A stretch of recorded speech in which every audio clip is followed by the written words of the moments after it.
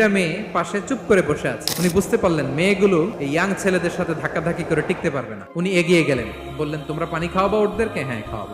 উনি ওটগুলো নিয়ে সবাইকে সরিয়ে পানি খাইয়ে দিলেন, মেয়েরা চলে গেল। এবার বাবার কাছে যেয়ে বলল, বাবা এমন এক ছেলের সন্ধান পাইছি, ছেলেটা খুব ভালো, আমাদের চেহারার দিকে তাকায় না, মাটির দিকে তাকিয়ে কথা বলে। আজকে এই লোক না থাকলে আমরা আমাদের ওটগুলোকে পানি খাওয়াতে পারতাম না। আমাদের তো রাখাল লাগবে, আমাদের দেখভাল করার জন্য তো একজন সুপারভাইজার দরকার। এই ছেলেকে আপনি কাজে রেখে দেন। বাবা বললো যাও নিয়ে আস। মেয়ে দুজন যে বললো আব্বার কাছে চলেন, আব্বা আপনার কথা বলবে, আপনার সাথে আলাপ করবে। মুসা আলাইহিস সালাম বললেন ঠিক আছে, তোমরা পেছনে পেছনে যাও, আমি তোমাদের আগে আগে যাই। তোমরা আমাকে বলবা যে ডানে না বায়ে না সামনে। মুসা আলাইহিস সালামের নজর যেন তাদের দিকে না পড়ে। মুসা আলাইহিস সালাম বললেন আমি আগে যাই, তোমরা পেছন থেকে বলো ডানে না বায়ে, কোন গলি, কোথায় যাবো। আল্লাহু আকবার। যাওয়ার পরে মুসা আলাইহিস সালামের সততা, এই বিশ্বস্ততা আর স্ট্রেংথ, শক্তি দেখে ওনাকে কাজে রেখে দিলেন মেয়ে দুটার বাবা। সুবহানাল্লাহ বলেন। আর বললেন এত বছর কাজ করবা, পারিশ্রমিক হচ্ছে কাজ যখন শেষ আমার এক মেয়েরে তোমার কাছে